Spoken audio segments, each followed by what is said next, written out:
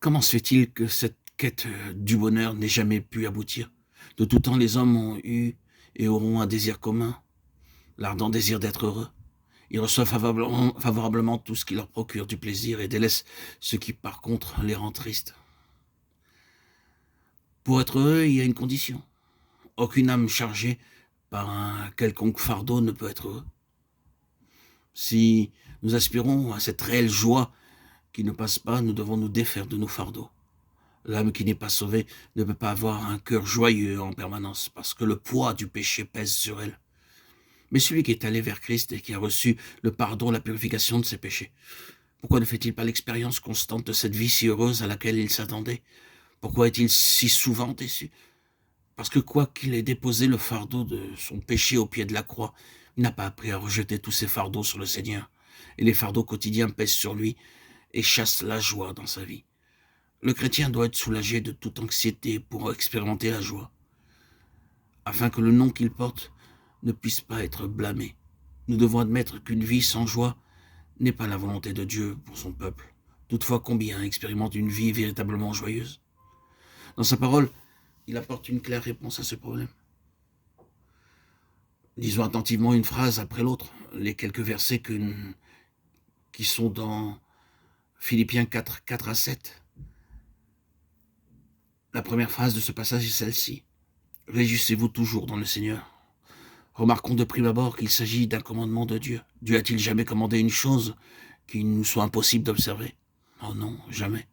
Le seul fait d'un commandement divin prouve que l'obéissance est toujours possible.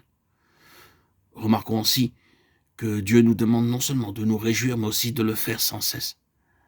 Si quelqu'un adore une idole, aussitôt nous reconnaissons qu'un commandement de Dieu a été enfreint. Mais si un de ses enfants manque de se réjouir, pourquoi n'avons-nous pas la même réaction? Car cela est également une enfreinte à l'un de ses commandements. Puisque Dieu veut que nous soyons toujours dans la joie, tout ce qui porte atteinte à son commandement est une désobéissance manifeste. Et nous devons honnêtement le reconnaître.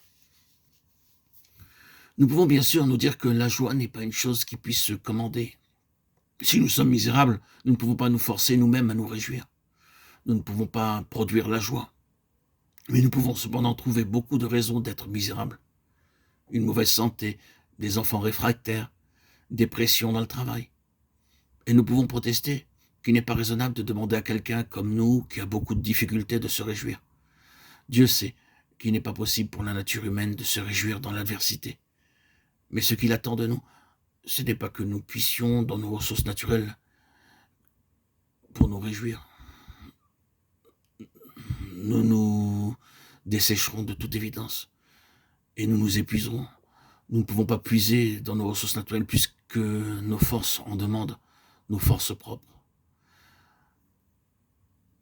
Dieu n'attend pas de nous de le faire en raison des circonstances favorables, mais il n'attend de nous que le motif de notre joie soit dans le Seigneur.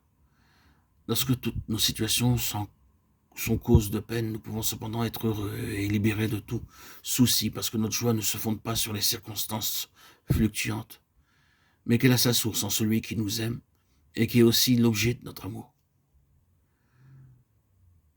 En raison de notre tempérament instable, un jour conscient de son amour et le jour d'après l'oubliant, l'apôtre Paul réitère à nouveau son exhortation. Je le répète, réjouissez-vous.